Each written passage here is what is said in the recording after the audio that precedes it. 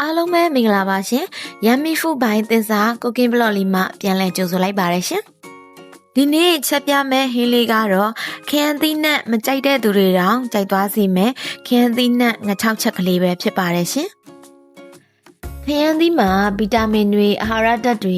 အမြင်ဓာတ်တွေအပြည့်အဝပါပါတယ်။ခရမ်းသီးကနှလုံး၊အုံနောက်၊အရေပြားနဲ့အယိုးတို့ကိုအကျိုးပြုတဲ့အပြင်အစာချေစနစ်ကိုကောင်းမွန်စေတာကြောင့်ခရမ်းသီးနက်ကိုစားပေးတဲ့နော်ခရမ်းသီးနက်မကြိုက်တဲ့သူတွေရှိပါတယ်ခရမ်းသီးနက်မကြိုက်တဲ့သူတွေခုကျမချက်ပြတဲ့နီလန်းအတိုင်းလိုက်ပြီးချက်စားကြည့်ပါတကယ်ကို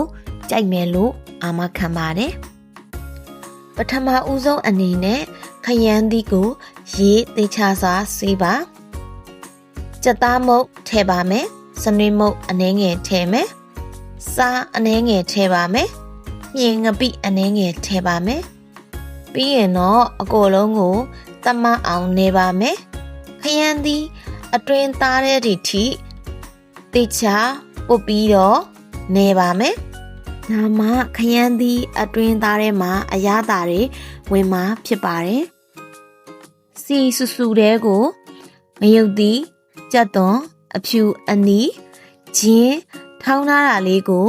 ထည့်ပြီးတော့စီတက်ပါမယ်ကြက်သွန်လေးတွေကျစ်ပြီးတော့စီအနက်လေးမှုေးလာတဲ့အထိစီတက်ထားပါမယ်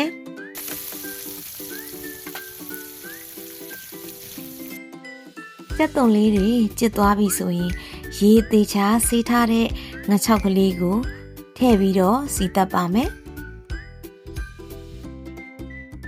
ပြီးရင်အရသာနယ်ပြီးနှက်ထားတဲ့ခရမ်းသီးလေးထည့်ပြီးတော့စီတက်ပါမယ်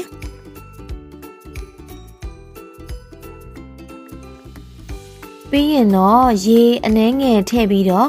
ခရမ်းသီးနဲ့ငါချောက်ကလေးနူးလာအောင်ခဏနှက်ထားပါမယ်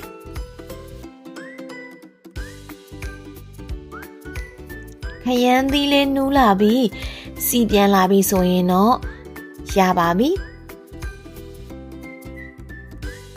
ကဲခရမ်းသီးမကြိုက်တဲ့သူတွေဒီလိုငါချောက်ခရမ်းသီးလေးကိုဒီလိုမျိုးလေးချက်စားကြည့်ပါတကယ်ကိုထမင်းစားလို့မိမယ်လို့အာမခံပါတယ်ဗီဒီယိုလေးကိုအဆုံးထိကြည့်ပေးတဲ့အတွက်ကျေးဇူးအများကြီးတင်ပါတယ်ရှင်နောက်ရက်တွေမှာဘာဟင်းတွေချက်ပြမလဲဆိုတာကိုစောင့်ကြည့်ပေးကြပါဦးရှင်